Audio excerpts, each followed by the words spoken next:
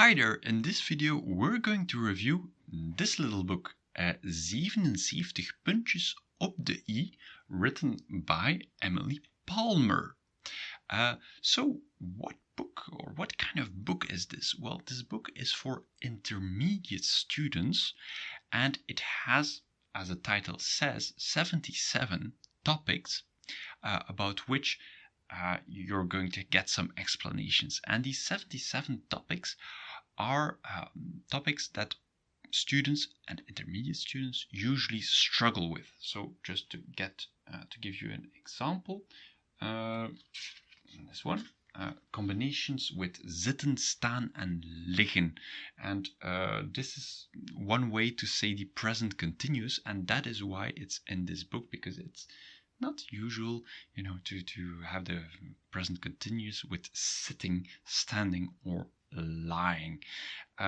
And the whole book is like that, so you get a little bit of explanation and then some exercises, which I really think are good, because you have to practice these little subtleties that the Dutch language has. And there are many of these subtleties, things you might have seen earlier and you never knew that were really, well, some rule to follow or something that was wrong. So the book is built around these 77 topics, so it's not really a book that starts from 1 and then goes to 77. It doesn't really build up. There are more loose topics.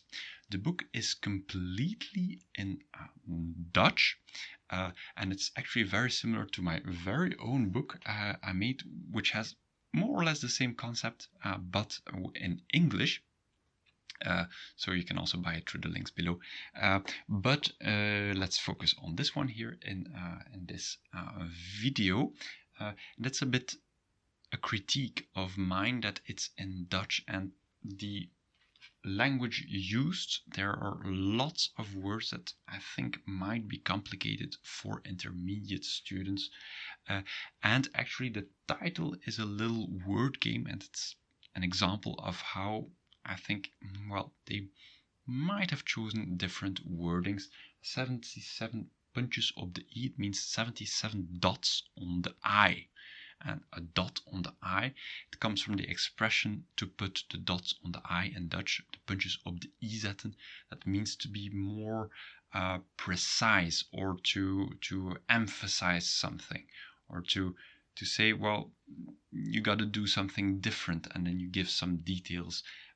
And well, this book gives details that you should improve as a Dutch student.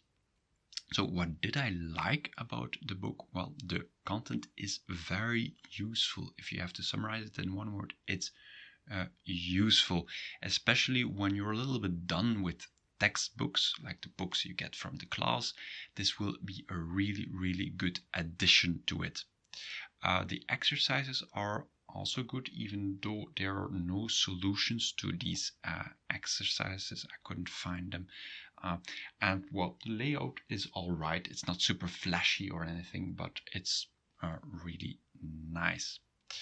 As I said, what I did not like is that the level is a little high, so you might have to ask your teacher some explanations of the on this book as well. The times that are used, there are two ways to say the past tense, and the book uses the most difficult one.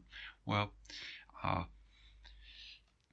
they could have used the easy way to describe the past tense. Also, if this book is not really popular, also because it's in Dutch, so that people get a little bit scared.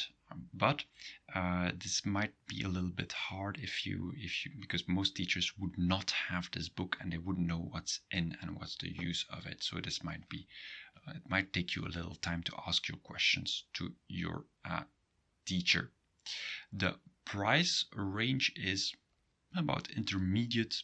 It's not really expensive or not really cheap.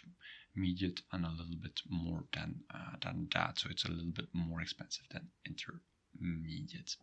But I do recommend it for intermediate students who are wishing to improve their language skills and who are a little bit, well, I've had my handbooks, now I want something that practically improves little topics of my speech and of the things I say and write in Dutch.